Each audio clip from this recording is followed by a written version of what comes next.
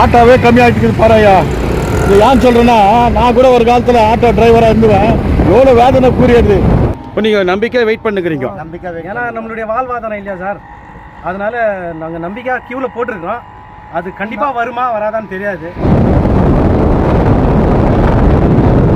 எங்கேயோ இப்போ நடக்கிற போருக்கு எங்கே போய் பாதிக்கப்படுறோம் பார்த்தியா. கர்நாடகாவில் கோலார் தங்கவே இல்லை, அதுவும் ஏதோ ஒரு மூலையில் சூசியபாளையத்துக்கு நாங்கள் பாதிக்கப்பட்டுக்கிறோம் ஐயா. இப்போ கூட நம்பிக்கையாக தான் நின்றுக்கிறோம், கன்ஃபர்மேஷன் கிடையாது. ஆனால் 8 மணிலேருந்து காத்துனுக்குறோம்.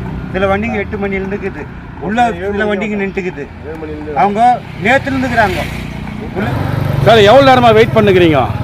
காலையில் 8 மணிலேருந்து சார். இல்லை 9 மணிலேருந்து நின்றுக்குதுண்ணா வண்டிங்க. 9 மணிலேருந்து 9 மணிக்கு வந்து வேறு 5 மணிலேருந்து 5 மணிலேருந்து வண்டி உள்ள இருக்குது. இப்போ 9 மணிலேருந்து இவ்வளோ நேரம் வரைக்கும் இருக்கிறோம். மெசேஜ் வந்துருக்குது, வந்துருக்குதுன்னு சொல்லிக்கிறாங்க. சாப்பாடுக்கெல்லாம் போயிட்டு வந்துட்டீங்களா? சாப்பாட்டுக்கு இல்லை போல, இன்னும் இங்கே தான் இருக்கிறோம்.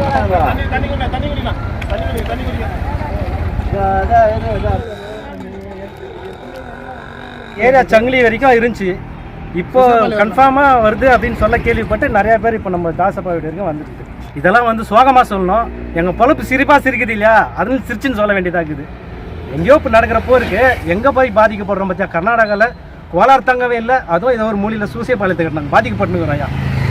இதுதான் எங்களுடைய வாழ்வாதாரம். இதிலே ஒரு பங்கம் வந்துச்சுனாக்கா நாங்களாம் எங்கே போய் நிற்கிறதுன்னு தெரியல ஐயா. இது பி ஷாப்பு. பி ஷாப்பில் இருக்கிற Taj hotel, KGF Taj hotel மூட்டுக்குது பாரு ஐயா. ஐயா, பி ஷாப்பில் இருக்கிற யாத்கார் ஹோட்டலு ரொம்ப ஃபேமஸ் ஹோட்டலு மூட்டுக்குது பாரு ஐயா.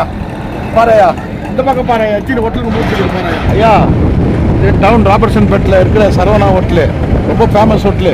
கேஸ் ப்ராப்ளத்தினால இந்த ஹோட்டலில் காத்திருக்குது பாரு ஐயா. ஆட்டோவே கம்மியாகிட்டு பாரு ஐயா. இது ஏன் சொல்கிறேன்னா, நான் கூட ஒரு காலத்தில் ஆட்டோ டிரைவராக இருந்துவேன்.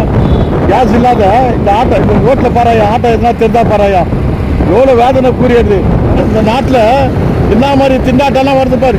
எங்கேயோ சண்டை போட்டு எங்கேயோ வெட்டி மாண்டுக்கிறானுங்க. ஆனால் இந்த ஊரில் பாராயா ஒரு 2000 குடும்பம் பொழிக்கிற வயிற்று மேலே அடிச்சுட்டு இன்னைக்கு கேஸ் இல்லாத எவ்வளோ அவசரப்படுறாங்க பாராயா ஆட்டோ டிரைவருங்க. விடிகாலம் 5 மணிலேருந்து காத்துருக்குறாங்க ஆண்டர்சன் பேட்டில். இன்னைக்கு கேஸ் இல்லாத இன்னைக்கு எல்லாம் சம்பாதிச்சத்துன்னு போய் போட்டால் தான் அவங்க வீட்டில் வந்து இன்னைக்கு உல வைக்க முடியும் ஐயா. இல்லைன்னா அவங்க வீட்டில் பசியும் பட்டினிமாக தான் இருப்பாங்க ஆட்டோ டிரைவருங்க.